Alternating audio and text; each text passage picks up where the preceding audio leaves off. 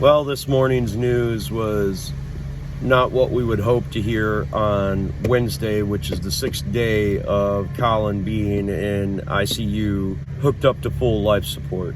They told us that after 6 days, the brain swelling should be going down. It's not.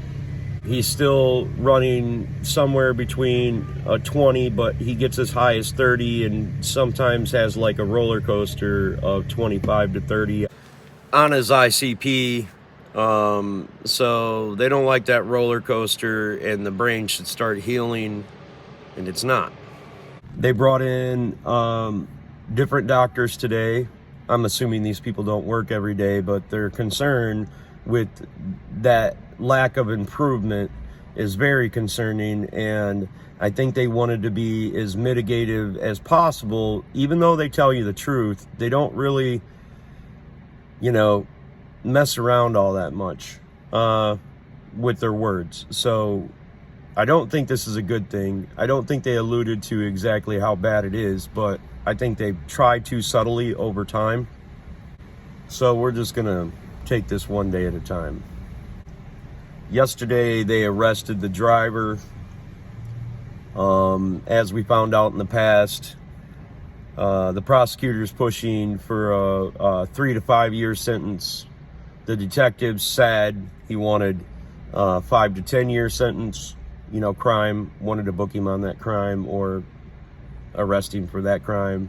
I'm sure that the nothingness will prevail in that. They didn't arrest the passenger. They didn't arrest the guy that was in the back seat. Just the driver. No consequences. They make it mitigative that the parents are okay, but yeah, I'm not very happy about that at all. I think there's got to be punishment. They won't tell me when his arraignment is. They won't tell me his name. I know all 3 people's names. And the reason I don't put that out there is because of the simple fact is, what about if I'm wrong? So how can I do that to, somebody who might be innocent? Yeah, pretty much they're making the victimizers the victims, like they do in society nowadays. They always make the victimizers the victims. Oh, poor such and such, and poor such and such. Yeah, poor my family. Never poor the family that's living this. And these people get away with it, go around to parties and say how funny it is that they're not going to be arrested, and if they are, they're not going to do any time. Then their parents are going around out there like, well, kids will be kids. Yeah, that's what I heard. That's hearsay. But it doesn't surprise me from what I heard about the Snapchats of these kids going around and, thinking this is some big joke and some big game. And I don't understand how they can possibly do that. I don't know what the police are doing, but I have considered taking some of the GoFundMe money and hiring a private investigator to investigate these allegations, see if there's any truth or validity to them. What do you folks think about that? I mean, would that be misappropriation of that money? Probably take a little bit more money, but, whatever. It is what it is.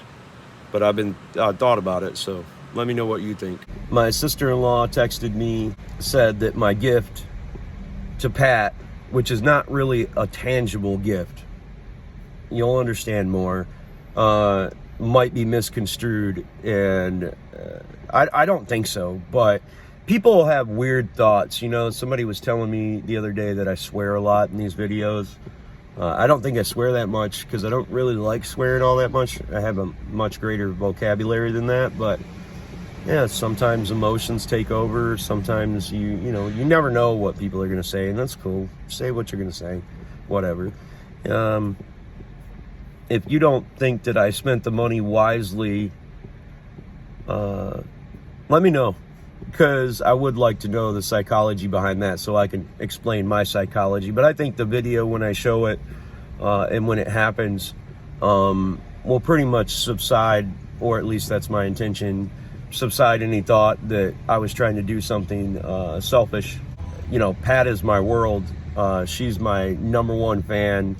She has went with us through bankruptcy. I've lost 3 businesses in 28 years we've been together, and she's been there with me through every single one of them. We had hard times, but we're a great family and we get along really well. And part of getting along is me worrying about what she's going through. I'm more worried about what she is going through and what Colin is going through than what I'm going through. And I don't even care what I'm going through, because I've got to be strong for these people. I just tell myself things like, life is not about the legacy I live for myself, but it's the one I lead others to follow. So I do that. I live this stuff, all this stuff on the backs of my shirts. If anyone else can do it, you can do it too. Don't be the next to them, be the first to you. That is my life. That is how I live my life. That's the way I think about things.